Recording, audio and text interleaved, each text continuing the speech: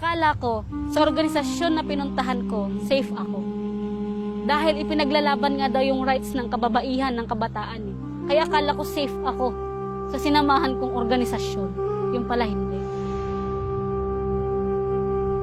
Ang sama ng pakiramdam ko kasi yung organisasyon na pinagkatiwalaan mo, yung organisasyon na pinaglaanan mo ng buhay, kumbaga pinagpalit mo sa pamilya mo.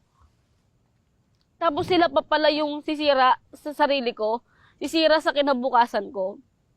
Opisyal to eh. Namumuno to sa partido, namumuno to sa platoon. Ano na lang ang magiging reaksyon ng mga kasamang bago? Ano na lang yung magiging reaksyon ng kasintahan ko? Kasi nakaprogram na din kaming kasal eh. Pag inilabas ko to, pag sinabi ko sa kasintahan ko to, madidismoral siya panigurado. Madidismoral din yung mga kasama. Kaya kinimkim ko yun. Nanahimik ako nun. Pero nung ibang kasama na yung gumawa na naman sa akin nun, na hindi naman ako nagbigay ng motibo, hindi ko naman sinasalubong yung kondisyon na binibigay niya sa akin. Hindi ko binibigyan ng mali siya yung pakikitungo sa akin. Ngayon, kahit nakatabi ko yung ibang mga kasama, ginagapang ako.